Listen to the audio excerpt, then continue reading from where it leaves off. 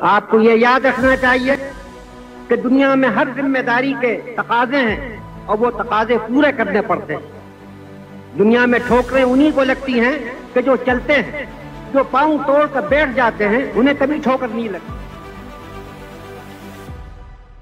بھارتی تاریخ میں ایک ایسا نام جس نے کم سنی میں اپنی ذہانت و فطانت سے ملک و قوم کو حیران و شستر کر دیا۔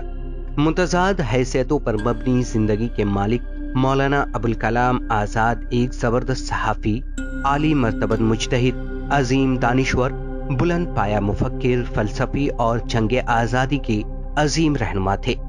مولانا ابوالکلام آزاد کی پیدائش 1888 میں مکہ معظمہ میں ہوئی۔ ان کا اصل نام محی الدین احمد تھا، مگر ان کے والد مولانا سید محمد خیر الدین ابن احمد انہیں فیروز بخت کے نام سے پکارتے تھے۔ اپنے والد سے ابتدائی تعلیم حاصل کرنے کے بعد آزاد مصر کی مشہور درسگاہ جامعہ ازہر چلے گئے، جہاں انہوں نے مشرقی علوم کی تکمیل کی۔ عرب سے ہجرت کر کے بھارت آئے تو کلکتہ کو اپنی سرگرمیوں کا مرکز بنایا۔ یہیں سے انہوں نے اپنی صحافتی اور سیاسی زندگی کا آغاز کیا۔ انہوں نے یہیں سے 15 برس کی عمر میں لسان الصدق جریدے کی ارادت کی اور سن 1912 میں 20 برس کی عمر میں الہلال کے نام سے ایک ہفتہ وار اخبار نکالا۔ یہ پہلا باتصویر سیاسی اخبار تھا۔ اس اخبار میں انگریزوں کی پالیسیوں کے خلاف مضامین شائع ہوتے تھے، جس پر انگریز حکومت نے پابندی لگا دی۔ اس کے بعد مولانا آزاد نے انگریز مخالف پالیسیوں پر دوسرا البلاغ اخبار جاری کیا۔ مولانا آزاد کا مقصد جہاں انگریزوں کی مخالفت تھا، وہیں قومی ہم آہنگی اور ہندو مسلم اتحاد پر ان کا پورا زور تھا۔ انہوں نے اپنے اخبارات کے ذریعے قومی وطنی جذبات کو بیدار کرنے کی کوشش کی۔ مولانا ابوالکلام آزاد سیاسی محاذ پر بھی سرگرم رہے۔ انہوں نے تحریک عدم تعاون، بھارت چھوڑو اور خلافت تحریک میں بھی حصہ لیا۔ گاندھی جی کی قیادت پر انہیں پورا اعتماد تھا۔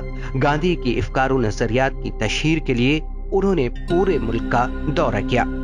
مولانا آزاد ایک اہم قومی لیڈر کی حیثیت سے ابھرے۔ وہ کانگریس پارٹی کے صدر بھی رہے۔ تحریک آزادی کے دوران انہیں جیل کی مشقتیں بھی سہنی پڑی۔ بھارت کی آزادی کے بعد مولانا آزاد ملک کے پہلے وزیر تعلیم بنائے گئے۔ انہوں نے وزیر تعلیم کی حیثیت سے بہت سے اہم کارنامے انجام دیے۔ یونیورسٹی گرانٹ کمیشن اور دیگر تکنیکی، تحقیقی اور ثقافتی ادارے انہی کی دین ہے۔ مولانا آزاد صرف ایک سیاستدان نہیں بلکہ ایک صاحب طرز ادیب، بہترین صحافی اور مفسر بھی تھے۔ انہوں نے شاعری بھی کی، انشائیے بھی لکھے، سائنسی مضامین بھی تحریر کیے، علم و تحقیقی مقالات بھی لکھے، قرآن کی تفسیر بھی لکھی۔ غبار خاطر، تذکرہ، ترجمان القرآن ان کی اہم تصانیف ہیں۔ مولانا نے اپنی کتاب غبار خاطر قلعہ احمد نگر میں قید کے دوران تحریر کی تھی، جسے مالک رام جیسے محقق نے مرتب کیا اور ساہتیہ اکادمی نے اسے شائع کیا۔ مولانا آزاد اپنے عہد کے خداداد صلاحیتوں کے مالک شخص تھے، جس کا اعتراف پوری علمی دنیا کو ہے، اور اسی ذہانت، لیاقت اور مجموعی خدمات کے اعتراف میں انہیں بھارت رتن سے نوازا گیا تھا۔ مولانا آزاد کا انتقال 2 فروری 1958 کو ہوا۔